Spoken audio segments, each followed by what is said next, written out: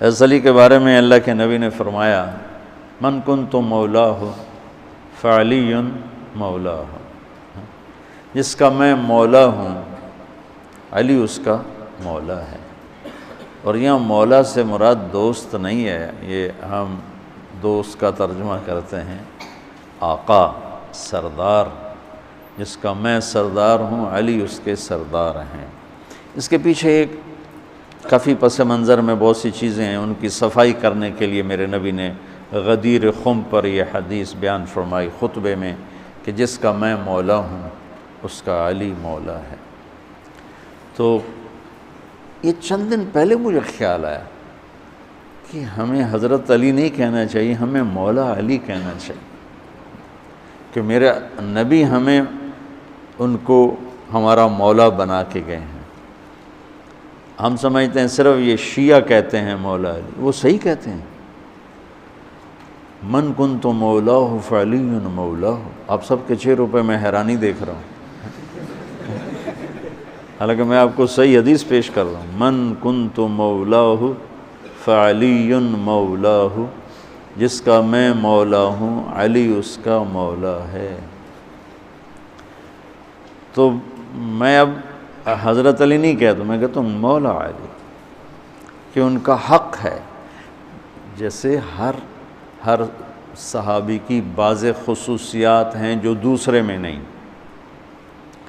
آپ نے ابو بکر سب سے بڑی ہستی ہیں صحابہ میں، ان کو نہیں، آپ نے کہا کہ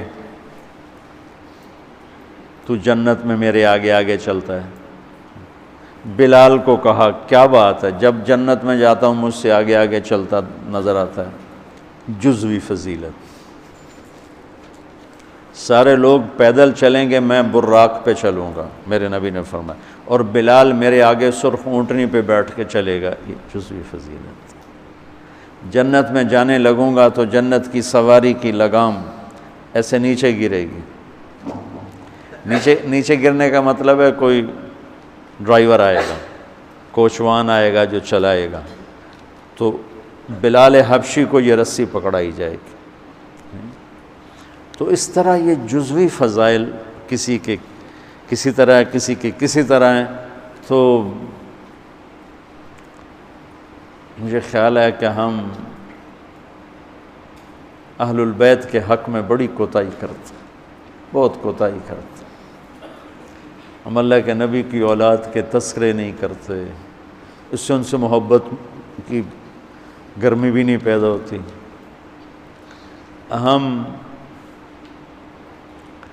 تم میری اولاد کی برائیاں میرے سامنے شروع کر دو تو تم مجھے اچھے لگو گے، اور میرے سامنے آ کر میری اولاد کی تم تعریف شروع کر دو، چاہے مجھے پتہ بھی ہو جھوٹی تعریف کرنا، تو بھی میرا دل خوش ہو جائے گا۔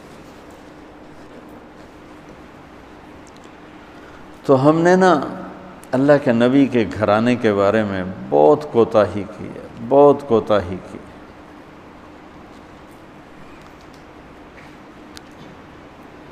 تو تم سنتے رہتے ہو، میرے ہر بیان میں اہل بیت کا تذکرہ ہوتا، اور یہ میرا ایمان ہے کہ یہ میری بخشش کا بہت بڑا وسیلہ ہے اگر اللہ کے ہاں قبول ہوگی۔ ریاکاری میں مردود ہو گیا تو وہ تو الگ بات ہے، اور جو اس کا ہر فیصلہ حق ہے، لیکن اگر میرے اللہ نے قبول فرمایا تو میرے بیانوں میں میری سب سے بڑی متاع میرے نبی کے گھر کا تذکرہ ہے۔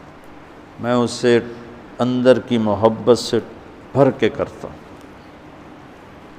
اور اپنی کوتاہی پر اور امت کی کوتاہی پر استغفار کرتا ہوں کہ ہم نے اپنے نبی کی اولاد بھلانا تو کیا ہے، 60 سال میں کیا کر دیا، ذبح کر کے رکھ دی۔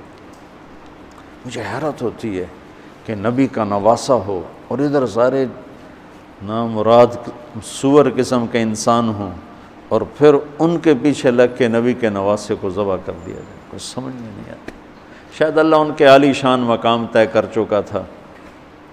جب وہ سب ساتھیوں نے کہا نا کہ اب واپس چلیں، وہاں ابن زیاد آ چکا ہے، واپس چلیں، تو فرمایا کہ نہیں مجھے جانا ہے۔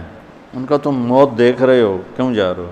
کہا مجھے میرے اللہ کے نبی خواب میں ملے ہیں، انہوں نے مجھے کچھ بات فرمائی ہے، لہذا مجھے جانا ہی جانا ہے۔